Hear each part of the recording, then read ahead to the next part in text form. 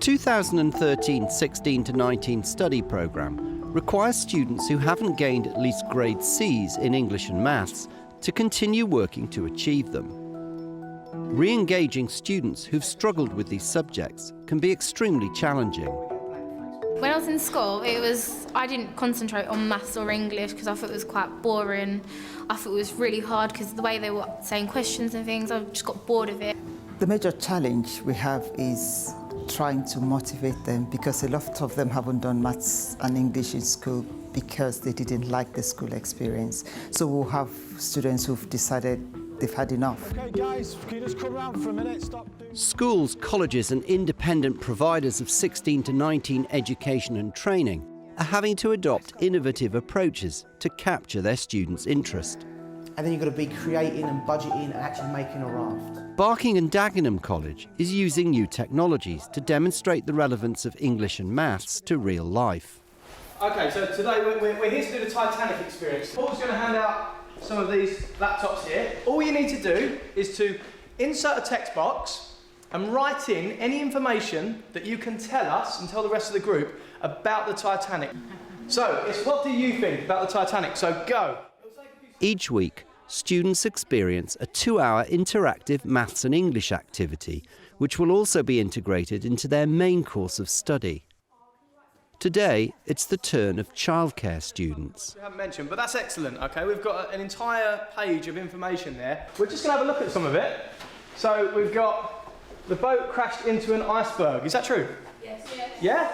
It was supposed to be like indestructible, weren't it? Nothing was supposed to basically break it down, sort of thing. Exactly. At school, it was actually hard to, boring. Yeah, it was boring here, that the teachers communicate with you more, that they don't just make you sit down and get to do the work, that they'll talk to you, so it's more engaging and you want to do it more. Why do you think it was called the Titanic?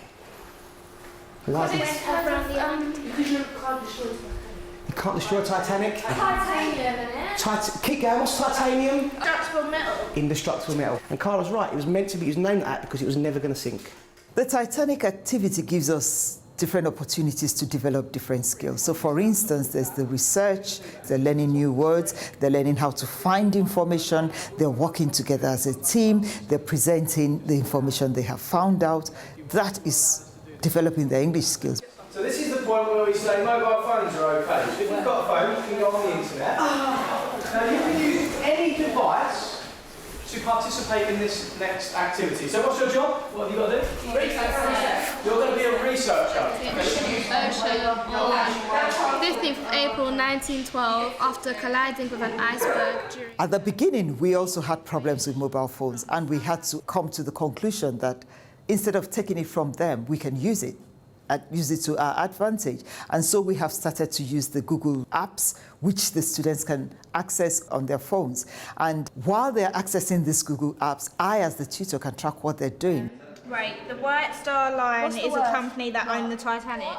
The cost of it cost 7.5 million. What, Titanic cost 7.5 million? Yeah. And it took what? 3,000 men to complete the work in 2 years. Maths is also creatively embedded. These students are designing a model lifeboat for the Titanic based on a strict budget. The maximum cost I'm going to give you is £100. You cannot spend more than £100, so you need to sit down and do your budget properly. What are we doing then? I think we need elastic bands Why do we need less bands? to hold it all together, but that might be a bit of a waste.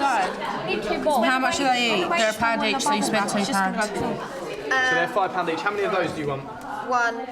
It was fun, especially the budgeting thing, because I can't really do much in maths, but I found that I could actually do stuff, and I felt like I was learning something. And it's good to see you not only enjoying yourself, but it looks like you took quite a lot from it as well. The tutors then integrate the weekly activities into the students' courses. Based on that, I want you to, in small groups, think about how our Titanic experience, which we all experienced, how can you now take on board that knowledge and push it forward into your childcare setting? Free play. It is sort of free play because they're not reading and everything, so... By the time they've done this and they've developed their skills and they're more confident, putting them in a GCSE class will be easier for us than just throwing them in their code. So a lot of these activities help them to engage with the maths and with the English, and we gradually push them and stretch them.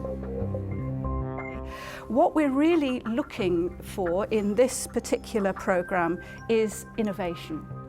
Other 16 to 19 providers around the country are also innovating.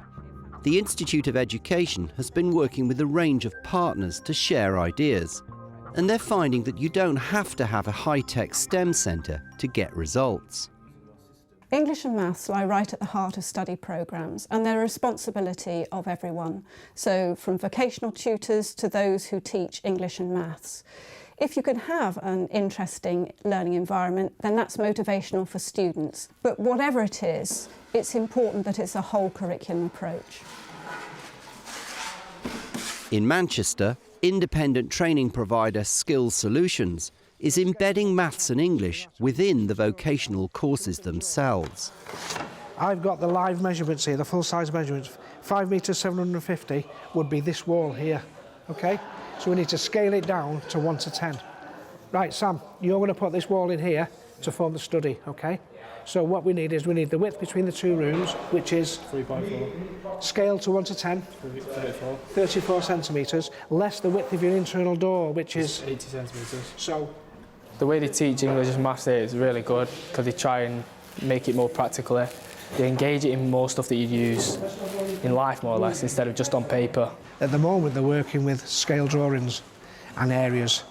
So the way we do it is we do a small scale model of a house, and what we do is we liaise with the maths tutor, so they're covering it in the same kind of session. So on the maths day, they'll be doing it on written work, sat in a classroom, and they'll put that kind of work into practice when they come into the workshop. If we can reinforce that learning on a follow-on basis, we find it works really, really well with them. Skills Solutions is also asking tutors to work with its work experience officers to try to match placements to students' English and maths needs. Struggles a bit with his maths.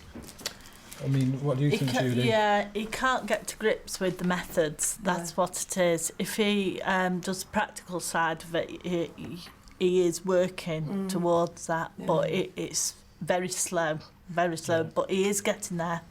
For the employer visits, The challenge for Skills Solutions is turning this targeted tuition into more formal qualifications. The ultimate gold standard, according to a government, is to help our young people achieve GCSEs. But most of our tutors have considerable experience of delivering functional skills in maths or English, but not necessarily the academic GCSEs. So the VAT is 20% on there. So at the same time, staff CPD has been boosted using a wide range of consultants and courses. it has given pressure on the staff, but also it's fired their enthusiasm for the subject again. English teachers who have a passion for poetry have suddenly got the chance to teach it again. What we found is if they've got a passion to teach it, they've got a passion to become qualified in it. So we've drawn on that to help do the CPD. Meanwhile, back at Barking and Dagenham, the students have completed the building of their lifeboats and are using weights and measures to test how well they float. Oh, well done! 400. The more we know about it, the more useful it is for us to engage our learners. And like you would have seen today, they were very engaged because it's something they like doing. So we're using it to our advantage.